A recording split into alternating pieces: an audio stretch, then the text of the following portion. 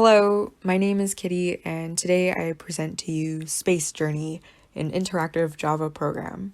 This is both a creative and technical project, so I'm going to be talking about the lessons I learned and how coding up this program helped me reconcile my creative artist side with my computer nerd side. If you identify as a CET student who hates coding, or even a non-techie who feels intimidated by it, this presentation is especially for you.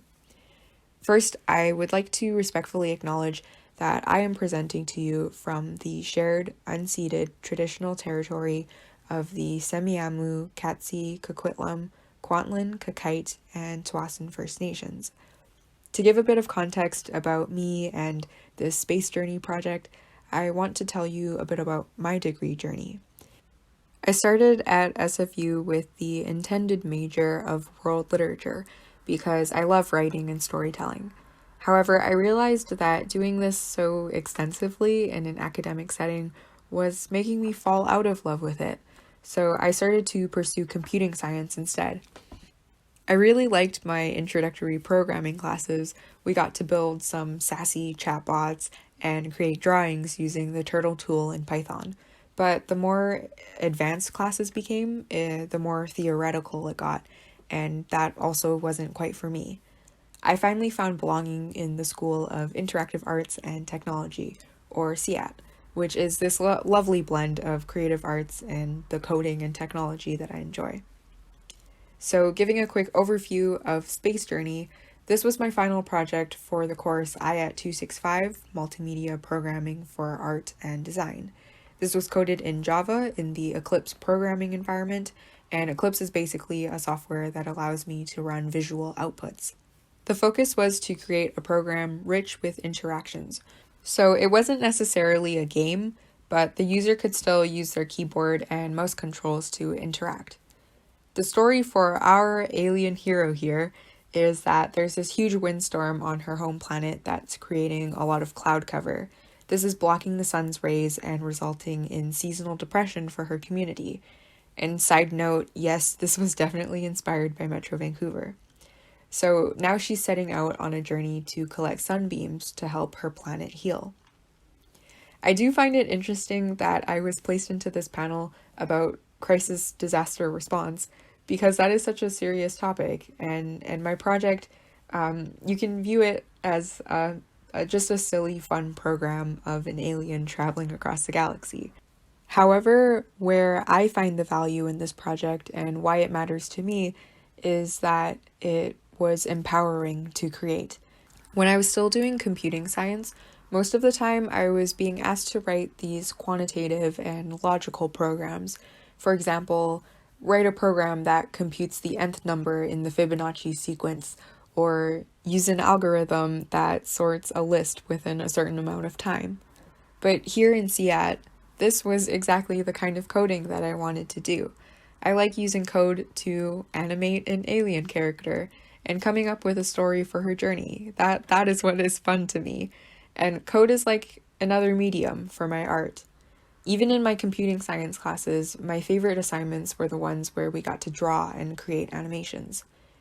When I made the switch from world literature to computing science, I went from taking classes where I was reading and discussing literature to taking classes in calculus and statistics and programming, and it felt like I was trying to switch brains. It was challenging. I was using a completely different mode of thinking and a different part of my brain.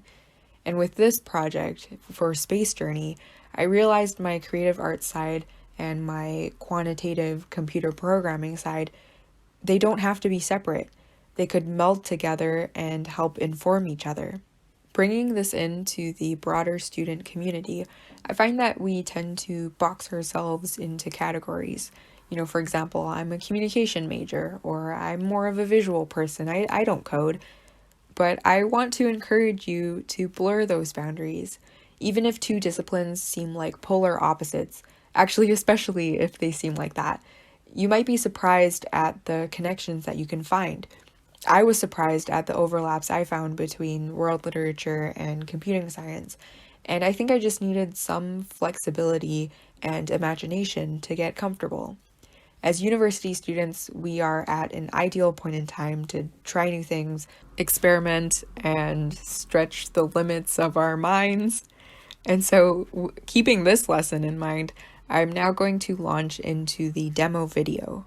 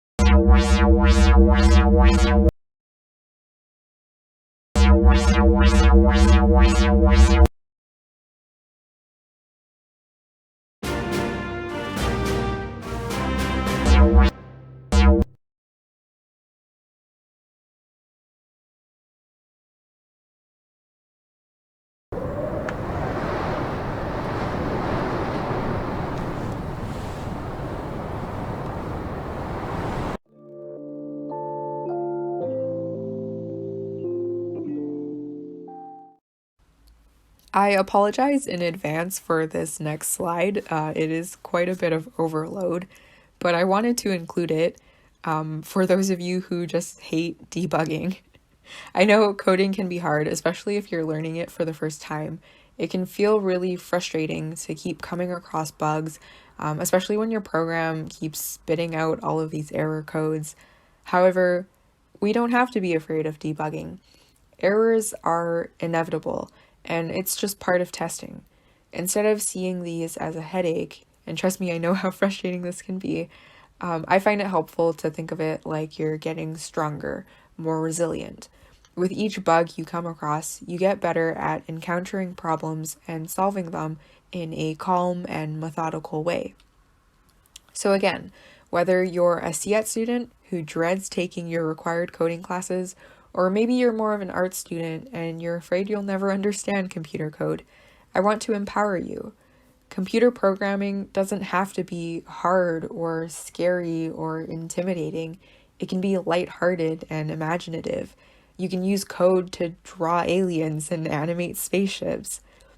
And for those of you in the audience who maybe you don't care about coding, maybe for you there's an entirely different beast that you want to tackle, I still think that some of these lessons are of value. Because this is an interdisciplinary conference, I want to say that it's okay to have a variety of academic interests.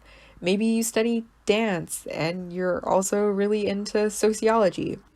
These interests do not diminish each other. In fact, all these different subjects and modes of thought and creativity can enrich each other. Okay, that is all for the Space Journey presentation. Thank you very much. I will also be presenting a paper called Lithium Lessons in another panel, and that deals with how we can decolonize design. So please stay tuned for that. Bye!